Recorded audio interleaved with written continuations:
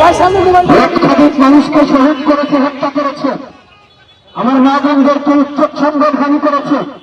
সেসব দৃশ্যমান পাকিস্তানিদেরকে আমরা বাংলাদেশ থেকে আটক করতে পেরেছি। কিন্তু পরিতাপের বিষয়ে পাকিস্তানের দৃশ্যমান শক্তি বাংলাদেশ বিপ্লব হয়ে ভারতীয় যে আগ্রাসন, ভারতীয় যে আধিপত্য, সেটি এখনো পর্যন্ত বাংলাদেশের প্রত্যেকটি প্রান্তে এখনো পর্যন্ত রয়ে গিয়েছে।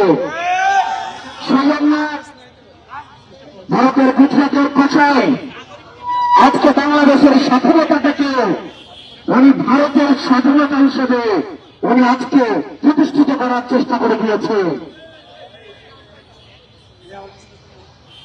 প্রিয় সংগ্রামী সচেতন জনগণ, আপনাদেরকে সচেতন থাকতে হবে।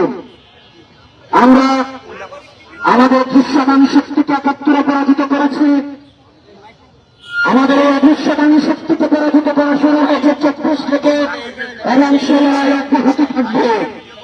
বাংলাদেশের প্রত্যেকটি প্রান্ত থেকে ভারতীয় আধিপত্যবাদের সহযোগিতাকে আমরা উৎপাদন করার মধ্যে দিয়ে বাংলাদেশের চূড়ান্ত স্বাধীনতা আমরা অর্জন করব।